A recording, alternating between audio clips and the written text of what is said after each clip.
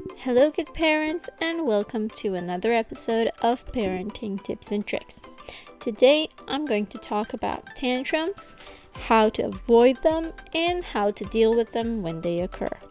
More precisely, we're going to talk about tantrums in the setting of supermarkets, shopping malls, and places where you go to purchase things, because these are the places that tantrums very, very often occur.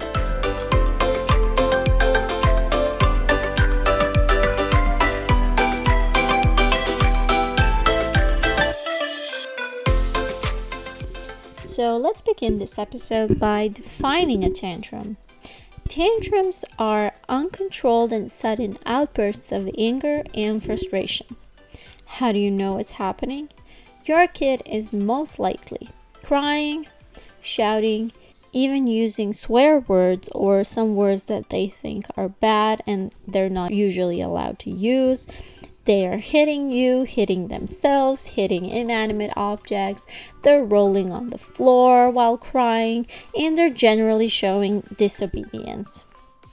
But I must say that in children without any type of behavioral disabilities and problems, tantrums are very normal, and they usually occur in toddlers. They're very common for toddlers, but children of all age, both boys and girls, can have tantrums very often, but as the child gets older, tantrums are supposed to be way less common. This video applies to children that do not have any type of disorders and that are neurotypical. So, how to make sure to avoid a tantrum at a supermarket or a shopping mall? Before you go, make sure your child's basic needs are met. This means that your child is not hungry, is definitely not sleepy, because sleepy children tend to throw many more tantrums and they might occur more often. And make sure your child is not thirsty. So if their basic needs are met, your child will be feeling fine and will be way less likely to throw a tantrum.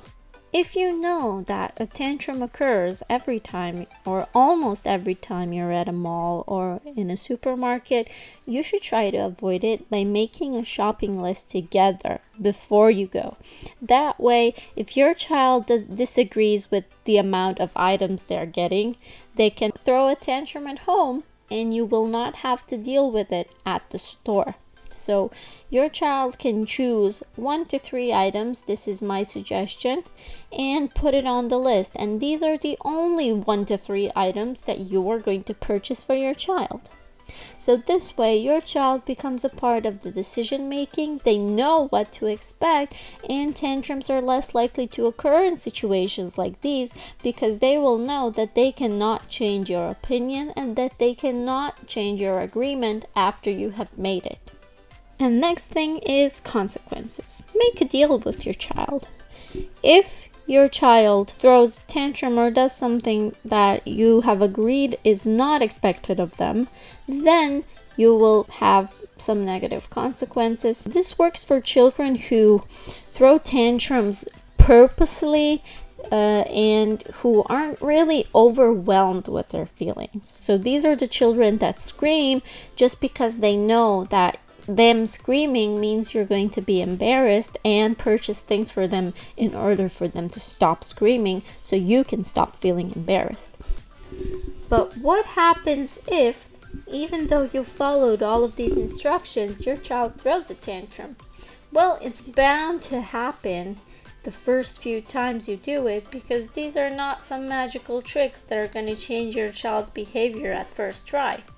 So let's see. There are 2 types of tantrums. Ones are real. Your child is actually overwhelmed with their emotions. The other one is them pretending. The one that I've already talked about. They pretend to cry, they scream on purpose just so they get something.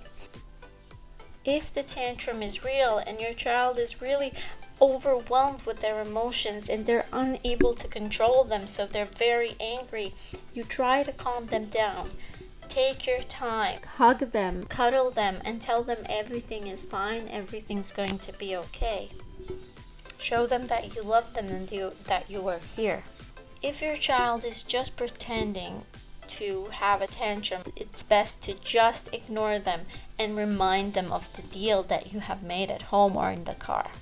It's very important to do this without purchasing the item that they're crying about, because if you do it, you're just encouraging even more and even stronger tantrums, whether they are real or fake.